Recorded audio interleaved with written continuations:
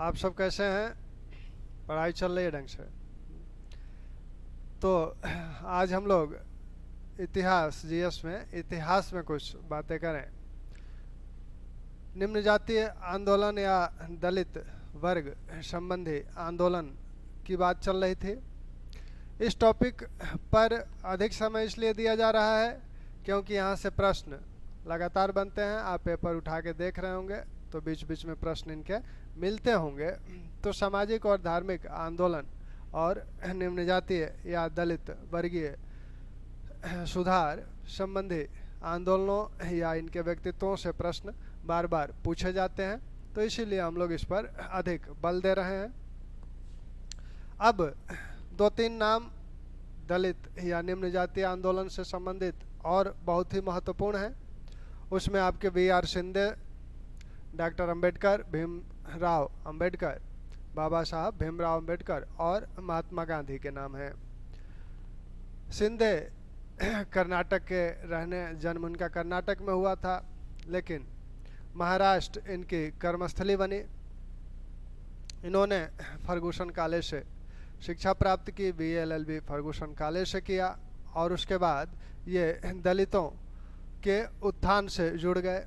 1903 में इन्होंने एक संस्था का गठन किया, यंग थीस्ट यूनियन या आंदोलन के नाम से। यह मूर्ति पूजा और जाति व्यवस्था का खंडन करता था। आगे चलकर 1906 में शिंदे ने डिप्रेस्ड क्लास मिशन की स्थापना की। यह संस्था जो है, इस मिशन के तहत जो निम्न जाति के छात्र हैं उनके लिए विद्यालयों की स्थापना की जाती थी और छात्रावासों का निर्माण कराया जाता था। तो ढेर सारे विद्यालय और छात्रावास इनके द्वारा बनवाए गए। इन्हीं के प्रयत्नों से कांग्रेस ने निम्न जातियों की बात अपने मन से उठाना शुरू किया। सबसे पहले 1917 के कलकत्ता जो वार्षिक अधिवेशन हो रहा था 1917 में, जिसकी अध्यक्षता एनी बेसेंट ने की थी, उसी अधिवेशन में पहली बार कांग्रेस ने अपने मंच से निम्न जातियों संबंधी एक प्रस्ताव पारित किया था। शिंदे ने कुछ पत्रिकाओं का भी संपादन किया, जिसमें सुबोध चंद्रिका एक महत्वपूर्ण पत्रिका थी। तो वी.आर. शिंदे के संदर्भ में जो प्रमुख सूचनाएं हैं उनको देख लिया जाए। वी.आर. शिंदे। वी.आर. शिंदे का जन्म कहाँ हुआ है? कर्नाटक में। कार्यस्थली इनकी कहाँ है? महाराष्ट्र।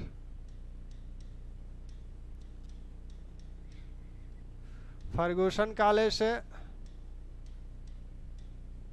से इन्होंने BA-LLB की डिग्री प्राप्त की और दलितों के, इसके बाद ये दलितों के उत्थान से जुड़ गए। 1903 में इनके द्वारा जिस संस्था का गठन किया गया वो है यंग थीस्ट यूनियन या आंदोलन। यंग थीस्ट यूनियन या आंदोलन यह करता क्या है? जाति व्यवस्था और मूर्ति पूजा का खंडन करता है। आगे चलकर 1906 में इनकी जो सबसे महत्वपूर्ण संस्था है, जो बार बार पूछी जाती है, वो है डिप्रेस्ड क्लास मिशन। इसके तहत निम्न जातियों के लिए विभिन्न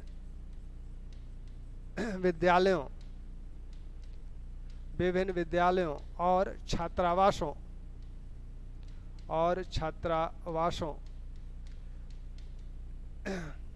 का निर्माण कराया गया।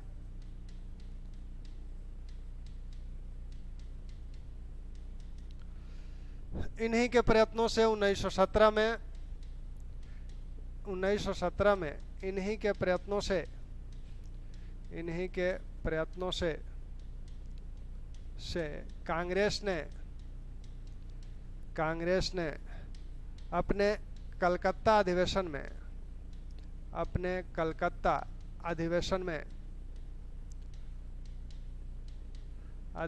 में सर्वप्रथम निम्न जातियों संबंधी प्रस्ताव पारित किया। ठीक, तो इनके द्वारा जो पत्र जो है या पत्रिका, वो एक प्रमुख पत्रिका सुबोध चंद्रिका, इनके द्वारा संपादित की जाती थी। तो B.R. शिंदे साहब का जो योगदान है वह निम्न जातियों और डिप्रेस्ड क्लास यानी दलित वर्ग के उत्थान के लिए है। तो डिप्रेस्ड क्लास के उत्थान के लिए इनकी संपूर्ण कोशिशें हैं। इसके बाद का जो महत्वपूर्ण नाम आपके सामने आता है वो हैं डॉक्टर भीमराव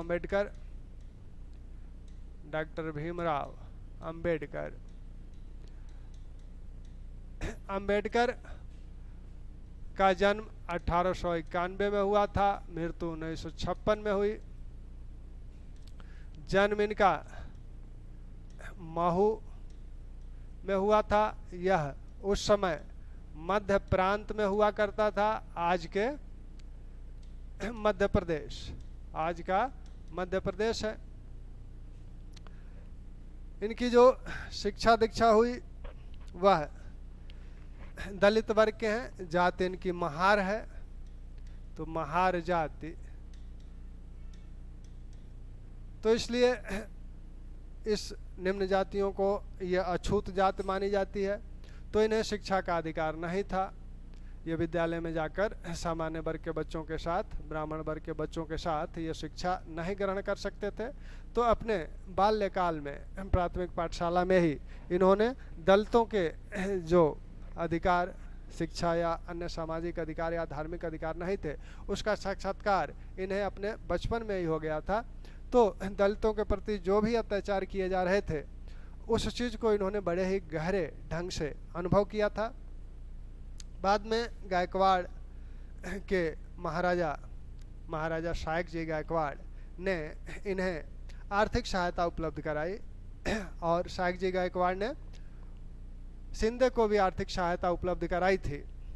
तब ये उच्च शिक्षा प्राप्त किए और इन कठिनाइयों के होते हुए भी अंबेडकर अपने समकालीन लोगों में सबसे अधिक उच्च शिक्षित थे। तो उच्च शिक्षा इनकी जो मिली वो आपकी स्नातक की शिक्षा यहीं से मिली। आगे की उच्च शिक्षा के लिए ये अमेरिका गए और ब्रिटेन, अमेरिका के कोलंबिया विश्वविद्यालय से इन्होंने डॉक्टरेट की उपाधि प्राप्त की।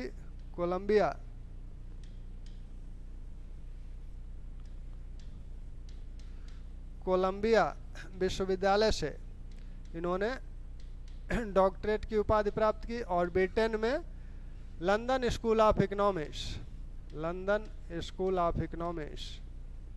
से इन्होंने डॉक्टरेट की उपाधि प्राप्त की। इकोनॉमिक्स से इन्होंने डॉक्टरेट की उपाधि प्राप्त की। तो इस प्रकार अंबेडकर समकालीन लोगों में सबसे अधिक उच्च शिक्षित थे। अंबेडकर को जो शायक जी राव ने जो आर्थिक सहायता उपलब्ध कराई थी,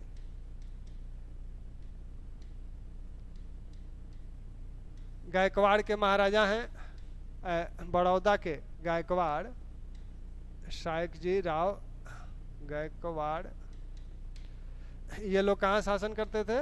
बड़ौदा के शासक थे।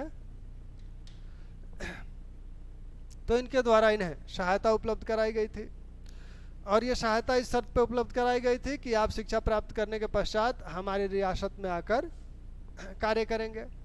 वहाँ नौकरी की गारंटी थी। वहाँ अंबेडकर गए भी, लेकिन वहाँ इनके साथ लोगों का जो व्यवहार था, उच्च जातियों का व्यवहार था, वह बहुत ही बुरा था। यहाँ तक कि इन्हें रहने के लिए किराए पर घर भी नहीं मिल रहा था। तो अंत में वहाँ से ये चले आए। आने के बाद इन्होंने निम्न जातियों के उत्थान के प्रति अपने को समर्पित किया और अंबेडकर द्वारा जो संस्थाएं गठित की गई, उन संस्थाओं को देखिएगा। All India depressed class federation की स्थापना इन्होंने 1920 में की। All India depressed class federation की स्थापना इन्होंने 1920 में की। 1924 में इन्होंने बहिष्कृत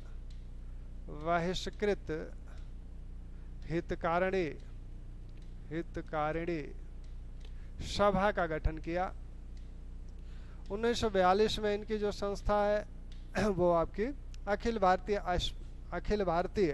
अनुसूचित जाति परिसंघ, अखिल भारतीय अनुसूचित जाति परिसंघ। अंबेडकर ने एक राजनीतिक दल का भी गठन किया था। वह राजनीतिक दल है Republican party of India, Republican party of India. तो ये इनका राजनीतिक दल था। एक संगठन इन्होंने मजदूरों के लिए भी स्थापित की थी, स्वतंत्र लेबर दल या स्वतंत्र मजदूर दल, स्वतंत्र लेबर या मजदूर दल। इन्होंने विभिन्न अन्य सोसाइटियों का भी गठन किया था, एजुकेशनल सोसाइटियाँ। तो depressed class educational society, depressed class educational society का गठन किया था। यह विभिन्न विद्यालयों की स्थापना करती थी। सर्वाधिक जो संस्थाएं पूछी जाती हैं अंबेडकर से संबंधित, वो आपकी ये 3 संस्थाएं हैं। और इसी के साथ उस संस्था को भी पूछा जाता है जो 1906 में B.R. शिंदे ने गठित किया था, डिप्रेस्ड क्लास मिशन। तो नामों में कंफ्यूजन ना हो, डिप्रेस्ड क्लास मिशन की स्थापना B.R. शिंदे ने की है, जबकि all India depressed class federation की स्थापना अंबेडकर ने की है। अंबेडकर ने कुछ पत्र पत्रिकाओं का भी संपादन और प्रकाशन किया, जिसमें इनकी सबसे पहली जो पत्रिका है 1920 में मुक नायक, यह साप्ताहिक है। 1927 में इन्होंने बहिष्कृत भारत पत्रिका निकाली। समाज प्रबुद्ध भारत,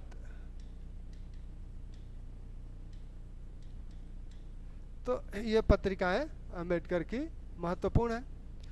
अंबेडकर अनुसूचित जातियों के लिए क्या करना चाहते हैं राजनीतिक रूप से? अंबेडकर पृथक निर्वाचक प्रणाली के समर्थक हैं और वो चाहते हैं कि अनुसूचित जातियों को भी पृथक निर्वाचक प्रणाली मिल जाए। अंबेडकर तीनों गोलमेज सम्मेलनों में अनुसूचित जातियों के प्रतिनिधि के रूप में उपस्थित हुए थे और इन्होंने वहां पृथक अनुसूचित जातियों के लिए पृथक निर्वाचक प्रणाली की वकालत की थी। दूसरी जब गोलमेज सम्मेलन हो रहा था, दूसरा गोलमेज जब सम्मेलन हो रहा था, तब गांधी भी वहां उपस्थित थे। गांधी ने इसका जोरदार विरोध किया था। फिर भी 1932 में ब्रिटिश प्रधानमंत्री मैकडोनाल्ड ने अपना कम्युनल अवार्ड घोषित किया था, जिसमें अनुसूचित जातियों को पृथक निर्वाचक मंडल प्रदान किया गया था। अंबेडकर का भारतीय संविधान के संदर्भ में जो योगदान है उसे आप जानते ही हैं, संविधान में आप देख ही चुके हैं। प्रारूप समिति के अध्यक्ष हैं, प्रारूप समिति के अध्यक्ष थे। और यह प्रारूप समिति BN राव द्वारा जो प्रारूप बनाया गया था उसका अध्ययन करके उसका विस्तार करने के लिए गठित की गई थी, और इसीलिए इन्हें संविधान निर्माता भी माना जाता है, इसीलिए इन्हें संविधान निर्माता भी माना जाता है। इस समिति संविधान सभा में आप लोग जानते ही हैं कि संविधान सभा में जो सदस्य थे संविधान सभा के, वो कैसे निर्वाचित होते थे, वो विधान परिषदों द्वारा निर्वाचित होते थे, और प्रत्येक 10 लाख पर एक सदस्य होना चाहिए था। इनका पहला निर्वाचन संविधान सभा के लिए बंगाल से हुआ था, बंगाल से हुआ था। 1946 से 47 तक ये बंगाल के प्रतिनिधि के रूप में संविधान सभा में थे। 1946 से 47 तक। 1947 में ये महाराष्ट्र बम्बई से प्रतिनिधि बने। बम्बई आज का महाराष्ट्र या बम्बई ही कहें, बम्बई से प्रतिनिधि थे, बम्बई प्रेसिडेंसी से। अंबेडकर जो भारत की स्वतंत्र मंत्रिपरिषद, स्वतंत्रता के बाद की पहली मंत्रिपरिषद है, उसमें ये क्या है, स्वतंत्रता के पश्चात की पहली मंत्रिपरिषद में 1947 से 51 तक विधि एवं न्याय मंत्री रहे, विधि व न्याय मंत्री थे। बाद में मतभेद हो जाने से मंत्री पद छोड़ना पड़ा। तो ये अंबेडकर संबंधी कुछ तथ्य हैं जो बार बार पूछे जाते हैं, तो इसमें से कोई गलत ना हो। अब गांधी जी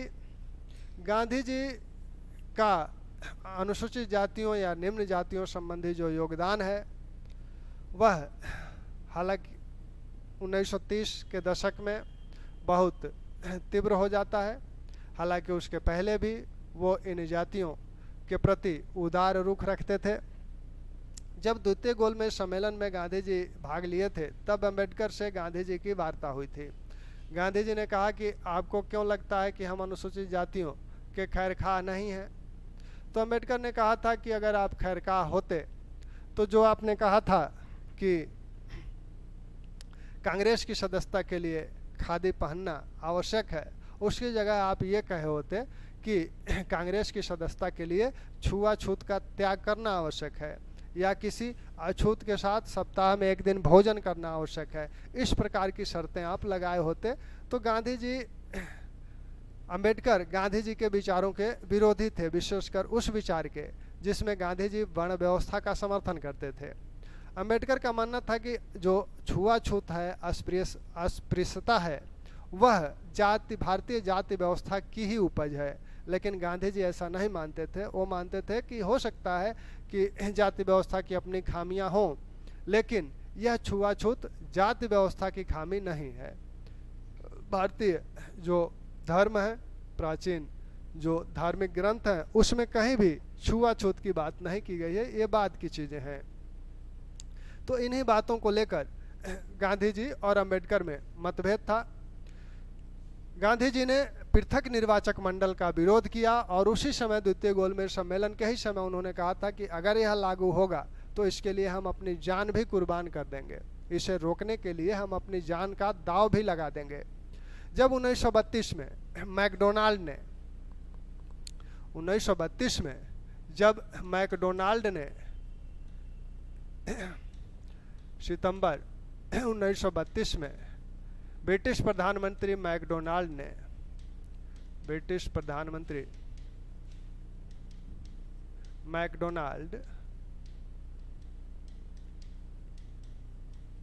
ने कम्युनल अवार्ड घोषित किया, तब उस समय गांधी जी यरवदा जेल में थे, तो इसका इन्होंने विरोध किया। यरवदा जेल में थे उस समय, और यह सूचना जब मिली गांधी जी को तो इसका इन्होंने विरोध किया। इस कम्युनल अवार्ड में कहा क्या गया था, इस कम्युनल अवार्ड में अनुसूचित जातियों को भी पृथक निर्वाचक मंडल प्रदान कर दिया गया था। पृथक निर्वाचक मंडल सबसे पहले कब प्रदान किया गया था, 1909 भारतीय परिषद अधिनियम के तहत मुस्लिमों को प्रदान किया गया था। 1919 भारत सरकार अधिनियम के तहत यह सिखों को भी प्रदान किया गया और अब 1935 भारत सरकार अधिनियम के तहत इसे अनुसूचित जातियों को भी प्रदान करना था। पृथक निर्वाचक मंडल है क्या, पृथक निर्वाचक मंडल ये है कि इनके लिए जो संसदीय या विधानसभा क्षेत्र हैं वो निश्चित कर दिए जाते हैं कि इस क्षेत्र में अनुसूचित जाति के उम्मीदवार ही खड़े होंगे और वोटिंग भी वही करेंगे, उसी वर्ग के लोग करेंगे। तो इससे यह होता है कि इनका जीतना सुनिश्चित हो जाता है। ऐसे में अगर कहीं सामान्य निर्वाचन क्षेत्र इनके लिए रहे तब उसमें इनका जीतना मुश्किल है, क्योंकि सामान्य जो वर्ग है वो इनको वोटिंग करेगा ही नहीं। तो पृथक निर्वाचक मंडल का एक कॉन्सेप्ट, अंबेडकर का कॉन्सेप्ट ये था, लेकिन ब्रिटिश सरकार ये क्यों देना चाह रही है, ब्रिटिश सरकार इसे इसलिए देना चाहती है क्योंकि हिंदू समाज को वो तोड़ना चाहती है। अनुसूचित जातियां हिंदू समाज के अंग हैं, तो वो चाहती है कि जो हिंदू समाज है उसमें भी कई वर्ग कर दिए जाएं। तो गांधी जी का मानना है कि ये ब्रिटिश सरकार की चाल है और अंबेडकर साहब इसे समझ नहीं रहे हैं। यह हिंदू समाज को तोड़ने का एक षड्यंत्र है और राष्ट्रीय जो आंदोलन चल रहा है उसे कमजोर करने का एक षड्यंत्र है। निश्चित रूप से ये पृथक निर्वाचक मंडल प्राप्त कर लेते तो इन्हें हिंदुओं से अलग कर दिया जाता और कहा जाता कि हिंदुओं द्वारा भारतीय राष्ट्रीय कांग्रेस हिंदुओं का प्रतिनिधित्व कर रही है, इसलिए आपको उससे दूर रहना चाहिए, जैसे मुस्लिमों को दूर रखा गया था।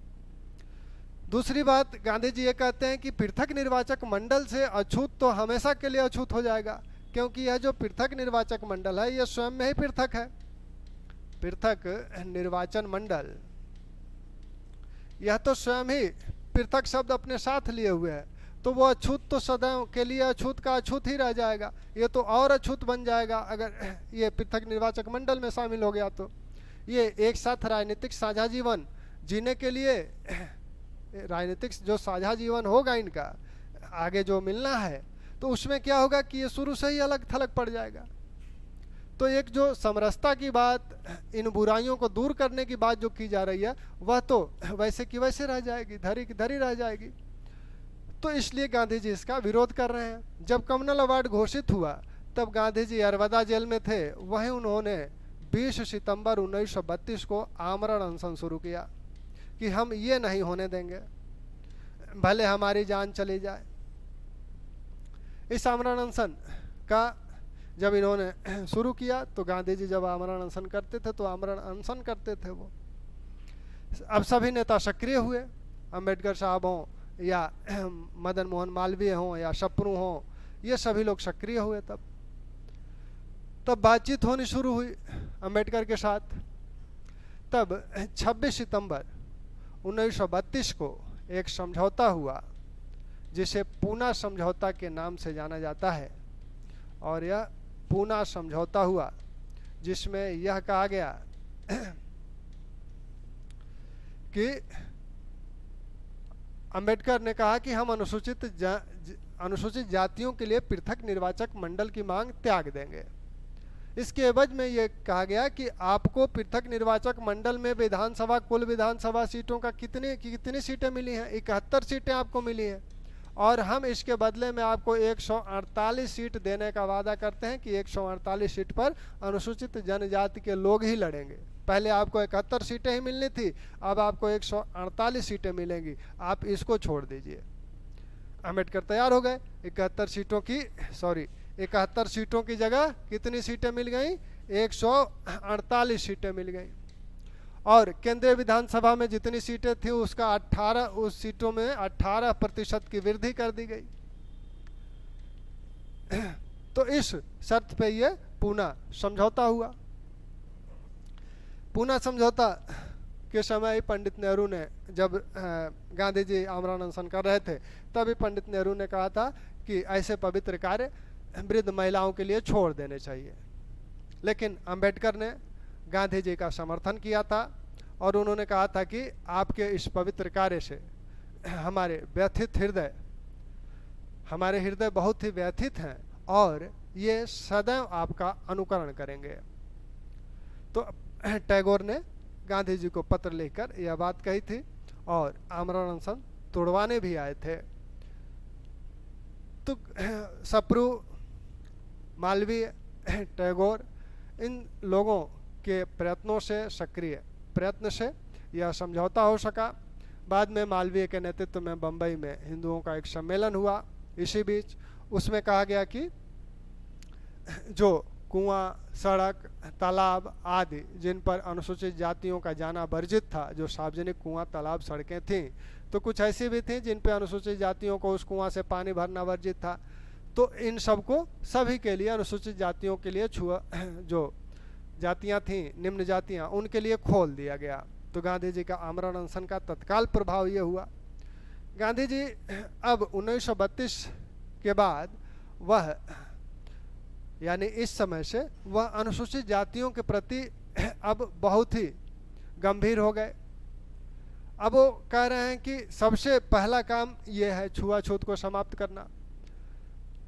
ठक्कर बप्पा ने, जो कि आदिवासियों को, जो जनजातियां थीं उनको आदिवासी नाम दिया था, तो उस ठक्कर बप्पा ने गांधी जी को यह सलाह दी कि गुरुदेव आप हरिजन यात्रा शुरू कीजिए। गांधी जी ने अनुसूचित जातियों को जो नाम दिया था वो हरिजन दिया था, हरि के जन है, हरिजन नाम दिया था।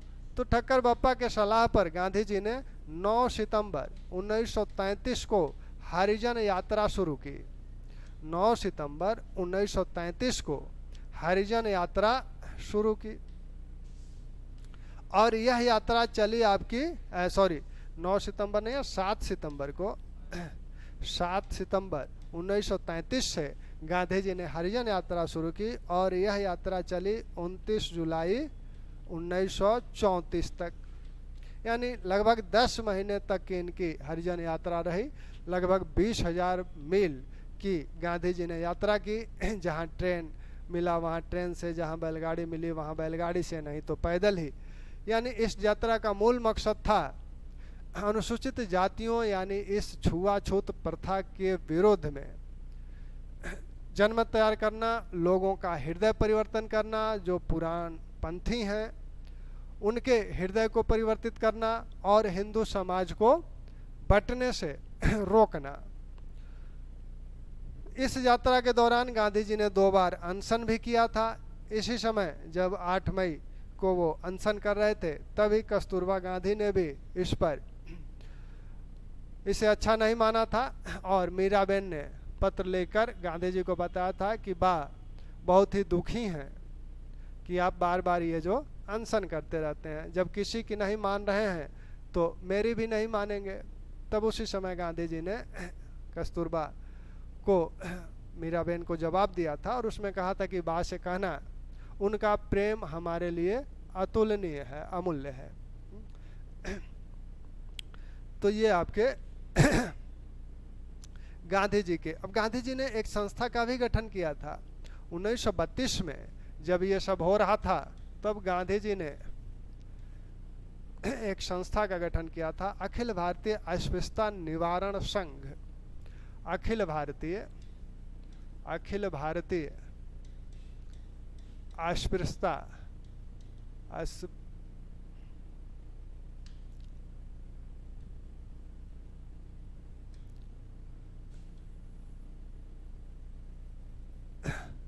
अस्पृश्यता निवारण संघ का गठन किया था। इसी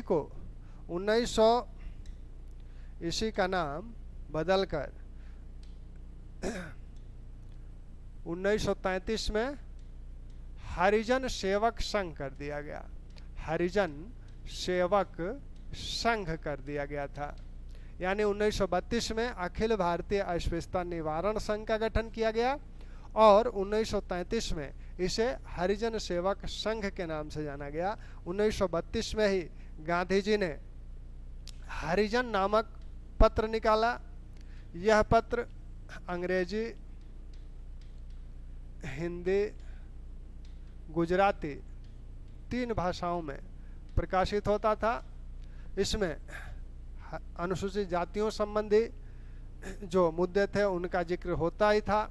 साथ में उस समय कांग्रेस पर प्रतिबंध लगा था, अवैधानिक संस्था घोषित की गई थी, इसलिए उसके जो कांग्रेस संबंधी जो गांधी जी के अन्य पत्र थे वो प्रतिबंधित थे। ऐसे में हरिजन में समसामयिक घटना चक्रों का भी, घटनाक्रमों का भी विवरण दिया जाता था। इसी के माध्यम से इसी हरिजन में उस समय की राजनीतिक गतिविधियों का भी उल्लेख मिलता है। तो इस प्रकार गांधी जी का जो सबसे प्रमुख जो कार्य है वो अनुसूचित जातियों या छुआछूत के विरुद्ध है। गांधी जी के आंदोलनों में रचनात्मक कार्यक्रम एक हुआ करता था, वो असहयोग आंदोलन और सविनय अवज्ञा में दिखता है। तो रचनात्मक कार्यक्रम में एक ये भी मैटर, मुद्दा शामिल था। तो ये रहा गांधी जी के विचार। अब हम लोग थोड़े से कुछ सामाजिक कानूनों की बात कर लें जो ब्रिटिश काल में बनाए गए। तो सामाजिक कानून जो बनाए गए, सामाजिक कानून 1829 में सती प्रथा निषेध अधिनियम बना। 1829 के नियम 17 के तहत इसे मानव हत्या मान लिया गया। और 1830 में इसे, अब इसे सिर्फ कब के लिए 1829 में कहाँ के लिए लागू किया गया था? सिर्फ कलकत्ता प्रेसिडेंसी में इसे लागू किया गया था। और 1830 में इसे मद्रास और बम्बई प्रेसिडेंसी में भी, मद्रास और बम्बई प्रेसिडेंसी में भी लागू कर दिया गया। ऐसे ही भारत में एक प्रथा थी शिशुवध, बहुत पुरानी प्रथा थी और विशेषकर राजपूतों में प्रचलित थी। इसका उल्लेख दलप सिंह जो पंजाब के शासक महाराणा रणजीत सिंह के पुत्र थे उन्होंने किया है। और उन्होंने बताया है कि मेरी आंखों के सामने मेरी बहनों को बोरी में कसकर नदी में फेंक दिया गया। तो विशेषकर कन्याओं की हत्या इस के तहत की जाती थी। तो इस पे भी बंधन लगाने का प्रयत्न किया गया। और सबसे पहले जांसोर के काल में 1795 में इस पर प्रतिबंध लगाया गया। फिर वेलजली के काल में 1802 में इस पर प्रतिबंध लगाया गया। 1795 के नियम 21 के तहत इसको रोकने का प्रयास किया गया। और 1802 के नियम 6 के तहत इसको, नियम 6 के तहत इसको रोकने का प्रयास किया गया। बाद में यह प्रथा बिल्कुल रुक गई। नर बलि प्रथा यह उड़ीसा के खोण जातियों में प्रचलित थी और हार्डिंग ने इसके प्रति गंभीर कदम उठाया। और यह उड़ीसा के खोण जातियों में प्रचलित थी। वो मानते थे कि नरबलि देने से उनके देवता खुश होते हैं, तो उन्हें यह मनुष्यों की बलि दिया करते थे। तो इस पे रोक लगाने का